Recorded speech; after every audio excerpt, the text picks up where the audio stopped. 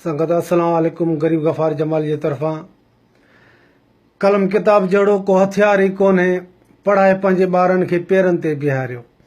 साईं, कलम किताब जहिड़ो को हथियार ई कोन्हे, पढ़ाए पंहिंजे ॿारनि खे पेरनि ते बीहारियो। कातनि ऐं कुआड़नि सां फतह कान थींदी, तइलीम जी ज़ेवर सां सिंध खे सिंगारियो। कलम किताब जहिड़ो को हथियार ई कोन्हे, पढ़ाए पंहिंजे ॿारनि खे पेरनि ते बीहारियो।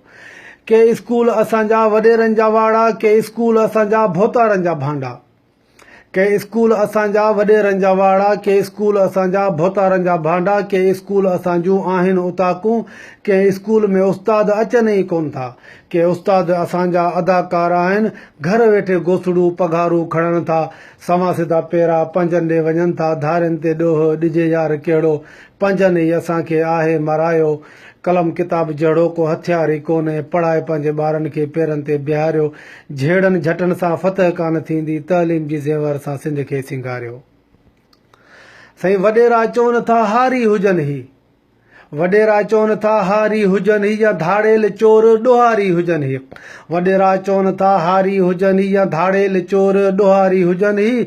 जेलनि में पवंदा पोइ कंधार थींदा, कटे जेल मोटी अची कमदार थींदा। पोइ कमदार जा पुट वरी धनार थींदा, भोतार सॼो ॾींहुं इहो ई सोचनि था। सवा सिधा पेरा पंजनि ॾे वञनि था, धारियुनि ते ॾोह ॾिजे यार कहिड़ो, पंजनि ई असांखे आहे मरायो। कलम किताब जहिड़ो को हथियार ई कोन्हे, पढ़ाए पंहिंजे ॿारनि खे पेरनि ते बीहारियो। जलसनि जुलूसनि सां फतह कान थींदी, तइलीम जी ज़ेवर सां सिंध खे सिंगारियो। पढ़ाए पंहिंजे ॿारनि खे पेरनि ते बीहारियो। साईं, जाली मुर्शिद बि चवनि था मुरीद हुजनि हड़, जाली मुर्शिद चवनि था मुरीद हुजनि हड़, ॾन ॾियनि असांखे ॾाॾे ते विझनि पढ़। जाली मुर्शिद बि चवनि था मुरीद हुजनि हड़, ॾन ॾियनि असांखे ॾाॾे ते विझनि पढ़। अबोझ अक़ीदनि में कई था फसाइनि, 6 महीने छेलो या गाबो था बसाइनि। अबोझ अक़ीदनि में कई था फसाइनि, 6 महीने छेलो या गाबो था बसाइनि। पिटे पीर पाड़ू कढे न असांजूं, पिटे पीर पाड़ू कढे न असांजूं, ख़ौफ़ खां मुरीद कई बासूं बसनि था। सवा सिधा पेरा पंजनि ॾे वञनि था, धारियुनि ते ॾोह ॾिजे यार कहिड़ो, पंजनि ई असांखे आहे मरायो। कलम किताब जहिड़ो को हथियार ई कोन्हे, पढ़ाए पंहिंजे ॿारनि खे पेरनि ते बीहारियो। झेड़नि झटनि सां फतह कान थींदी, तइलीम जी ज़ेवर सां सिंध खे सिंगारियो। सही, सिंधी चैनल बि कहिड़ा वरी ॾिसो ड्रामा ॾसनि था, रुॻो रोज़ राड़ो ऐं ड्रामा ॾसनि था। सिंधी चैनल बि कहिड़ा वरी ड्रामा ॾसनि था, रुॻो रोज़ राड़ो ऐं ड्रामा ॾसनि था। बेशर्म शाइरी कनि अहिड़ी था शाया, गफ़ार गायरनि जहिड़ा ई गाना ॾसनि था।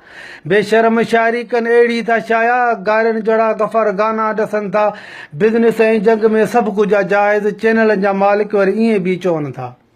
बिज़नेस ऐं जंग में सभु कुझु आहे जाइज़, चैनलनि जा मालिक वरी ईअं बि चवनि था। सवा सिधा पेरा पंजनि ॾे वञनि था, धारियुनि ते ॾोह ॾिजे यार कहिड़ो, पंजनि ई असांखे आहे मरायो। कलम किताब जहिड़ो को हथियार ई कोन्हे, पढ़ाए पंहिंजे ॿारनि खे पेरनि ते बीहारियो।